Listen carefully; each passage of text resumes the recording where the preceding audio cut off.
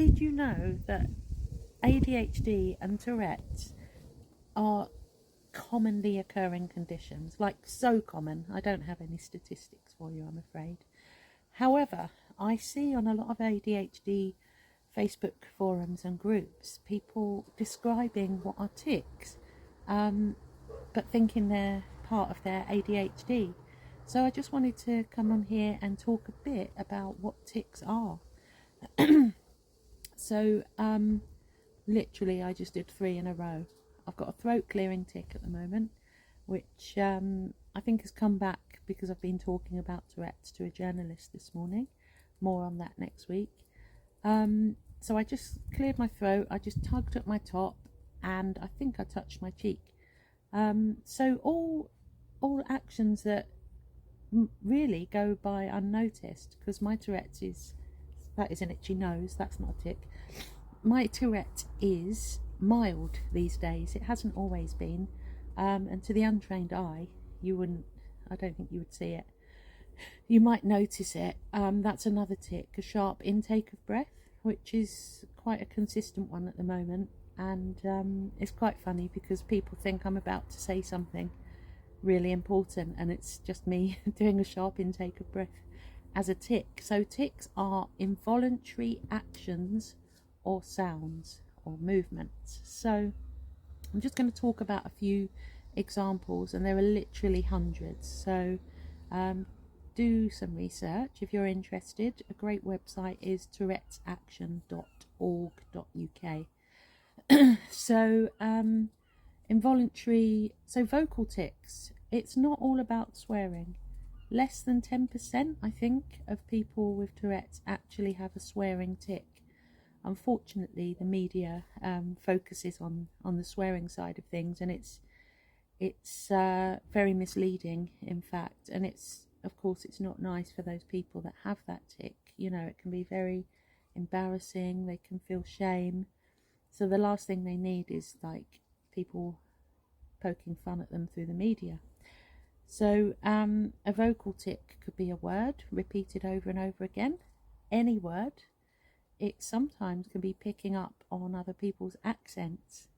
So if you're an accent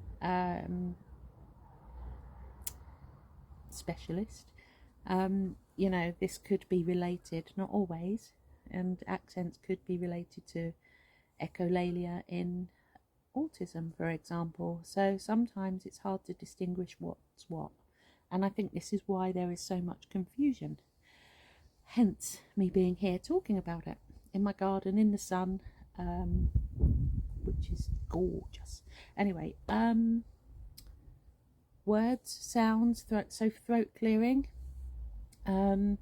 grunting, you know, even like sniffing. Some people get really annoyed with people for sniffing, and it's actually a tic, but they don't know it themselves. A lot of people go and get tested for allergies for the sniffing.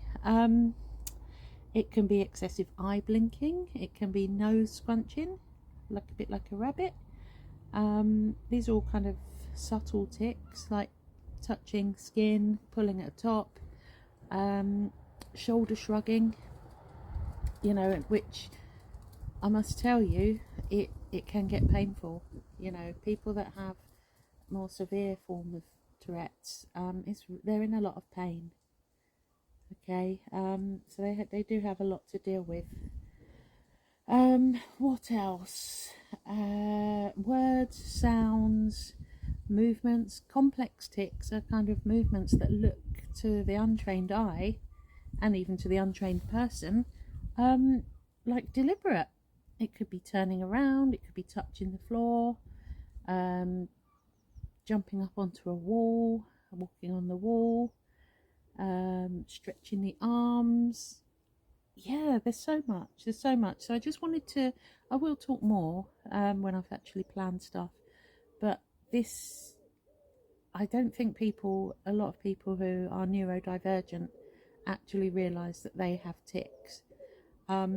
Not to say if you've got tics you definitely have Tourette's. You have to have had tics for a year for Tourette's to be diagnosed, and they do wax and wane. They get better and worse over time.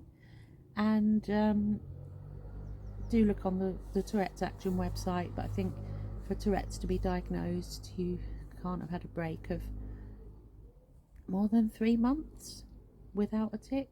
Again, not very accurate with my information, but there will be more. So thank you for watching and listening. Please get in touch if you've got any questions at all. Do get in touch by my website, in the comments. I'm always open to a chat. Thanks.